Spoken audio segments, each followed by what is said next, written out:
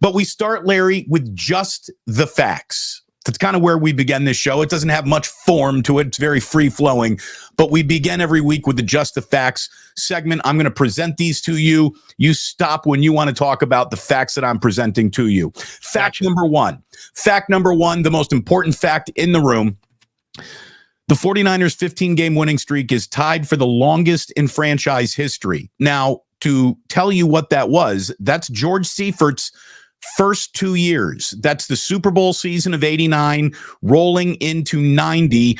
Both of those, look at it this way. One of those years was 14-2 for the 49ers. The other one of those years was 14-2 for the 49ers.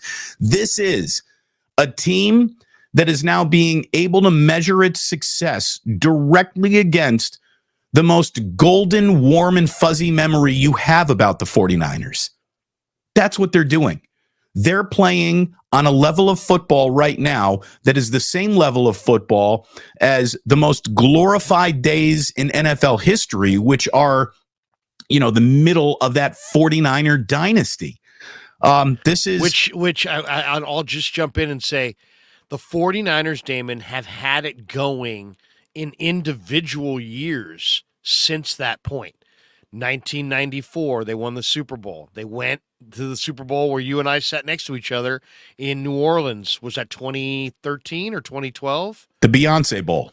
Right. Then they had the 1 year in 2019 with this regime, but now they're back.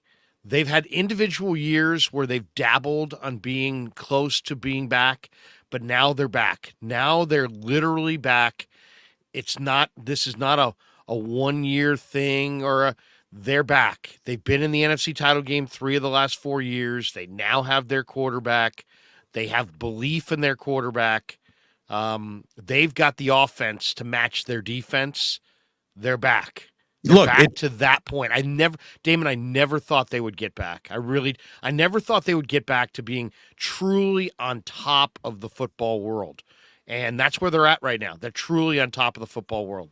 Yeah, this is Montana, Rice, Rathman, Roger Craig, Taylor, Ronnie Lott. We throw Kevin Fagan's name in there. He deserves to get a mention. Charles Haley, of course, Brent Jones, Michael Carter. Yep. This is it's a level of success that is walking hand in hand with the greatest run of dynastic football seen in this league outside of Cowboys triplets, Chuck Noll's Steelers, Tom Brady's Patriots. This is special. What we're looking at is special. Let's not wait for the year to finish before we acknowledge what we're looking at is very special. Brock Purdy, just the facts here, Larry. Brock Purdy follows his career-high completion percentage game with his career-high touchdown passes game. He threw 4 last night, 3 to George Kittle. That is now George Kittle's new career high for touchdown receptions in any game.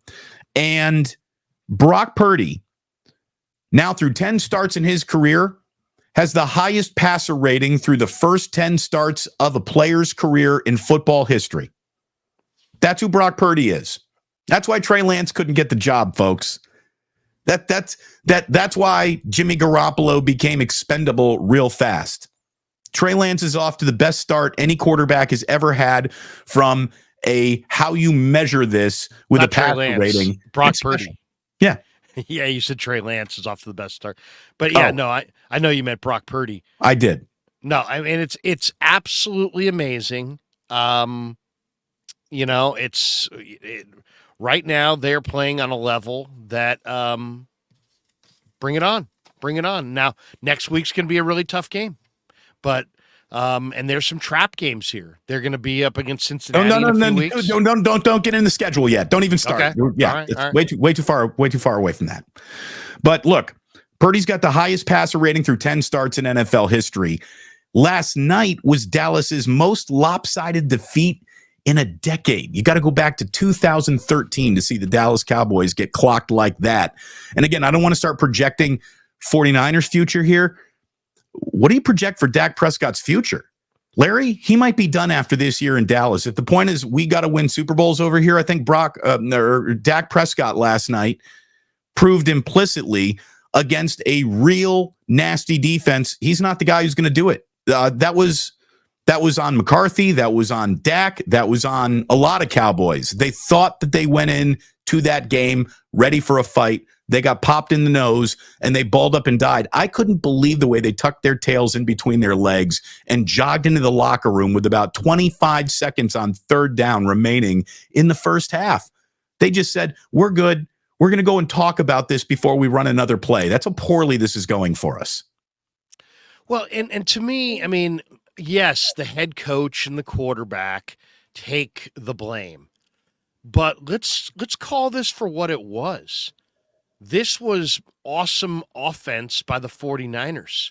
The Cowboys have a defense that allowed a league low 10.3 points per game through the first month of the year. They gave up 21 points through the first 6 possessions of the game. You know, they have a defense that allowed 2 touchdown passes in the first 4 games. They watched Brock Purdy throw 4. They have a defense that recorded 14 sacks in 4 games. They sacked Brock Purdy 1 time. You know, I mean, their run D got gashed for 170 and 2 touchdowns on 41 carries. So, you know, Dak said it afterwards at the podium. He says, man, didn't see it coming. This is his exact quote. Put everything into it, got punched in the mouth. Called it a couple weeks ago, humbling against Arizona, but this may be the most humbling I've ever been a part of.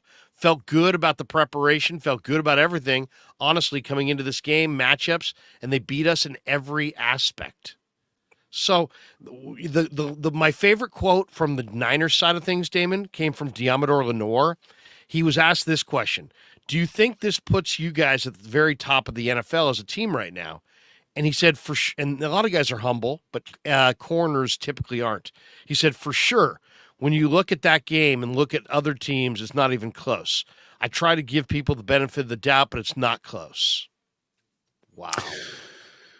You know, look, I watched a very impressive, very physical, awfully nasty and angry Philadelphia Eagles team yesterday down in Los Angeles, where they were in a dogfight there with the Rams until they took it over with as dominant a fourth quarter and as physical a fourth quarter as you'll see anybody put on tape. But I really do believe that when we talk about the best teams in football, we're not just talking about Philadelphia and San Francisco as the best in the NFC. Those might be the best 2 teams in all football right now.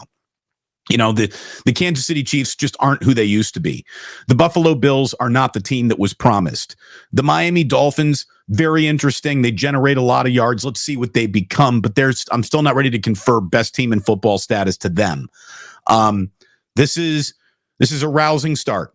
And every game continues to give us data points that are so overwhelmingly in the odds of the 49ers being a very safe bet for the best team in football this year that, again, if you're a 49er fan, you've been waiting years for this. And Larry, as you said, you didn't think something like this dominant could come back around. Here it is. Here it is. The 49ers generated 9 first downs last night, forced a fumble, sacked Dak Prescott twice, had scored 14 points, survived their own goal line fumble before the before the Cowboys had even had a first down. It's unbelievable. I mean, wow. The Cowboys came out last night and went 3 and out on their first 4 possessions of the game. They had no shot to get anything going. And meanwhile, the only thing that really kept the Cowboys in that game conceptually, because they were conceptually in the game, as long as the scoreboard says it's close, you're conceptually in that game. The 49ers did more to keep that game close by not finishing off some of their drives early on than the Cowboys did. It was an incredible performance on both sides of the ball. Think about it this way. With Prescott in at quarterback last night, they had 11 possessions. 9 of the 11 lasted 3 plays or less. Wow. 9. So they had no momentum offensively, and they had no way to stop Kyle Shanahan. And I'll say this, Kyle Shanahan, to me, Damon, the biggest revelation of the day, and I think you're going to see lots of articles about this coming out in the next, they're not already out, they'll be out in the next day or two. Kyle Shanahan basically kept calling passing. I mean, he could have called a lot more passing plays. They ran the ball 40 times. The Niners had 41 runs and 25 passes. Purdy was 17 of 24. Darnold 1 of 1. 25 passes, 41 runs. When he talked about it in the postgame, he almost made it seem like he could have called a lot more passes. This is a guy that in their Super Bowl run with Jimmy Garoppolo literally took the ball out of his hands because he didn't trust him and did nothing but run it against Green Bay and Minnesota in that last run to the Super Bowl because he didn't trust Jimmy. Now he's got a quarterback that he trusts. He's got weapons that are primed for career years. He's got a vicious defense that added Javon Hargrave. They're a complete football team right now. They're an absolute complete football team. They got a punter that's downing you, pinning you inside your own 10-yard line. They got a kicker who can make a field goal from 60 yards out. They got veteran return people. They got veteran coaches. This team's primed. They're absolutely primed. I thought last night, one of the major revelations of the game is that Jordan Mason is all grown up and ready to deliver and looks like a poor man's Marshawn Lynch and should be utilized. I know Elijah Mitchell's been a favorite. He was hurt, couldn't go. Sometimes you get Wally pipped. And Jordan Mason, looked – I said it in the pregame to Lo Neal. I said, Lo, after watching James Conner – a 230-pound back run through this Cowboy defense, I want to see Jordan Mason tonight because I think he can do a lot of the same things. Boom, 10 carries for Jordan Mason, 69 yards, 6.9 a carry, 26-yard. His 26-yard touchdown run had one amazing cut and some incredible juice. And we're talking about a guy who hasn't even seen the field. And it's the 9th of October, and they're just dusting this guy off. So, this is a hell of a football team. I'll say this. I walked into that locker room. Ronnie Bell, no catches. Ronnie Bell's very, very good. Tay Martin is a hell of a receiver. Wasn't even active. So, they've got a level of depth that other teams just don't have. And to me, this goes right back to John Lynch.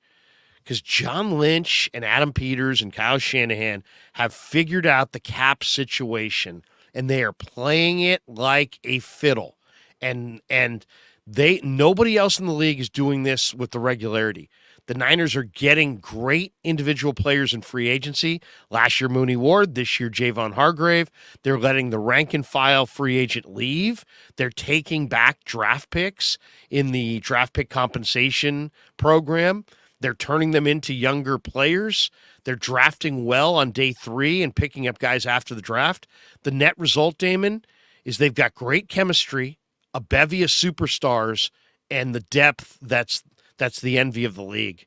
And when you're there, personnel wise, it's get those rings sized up time. Larry, it's like they're there. They're 5-0. Coming off their most dominant win, maybe of the Kyle Shanahan era, if you want to consider reputation of opponent before stepping on the field. And they haven't even played Randy Gregory yet.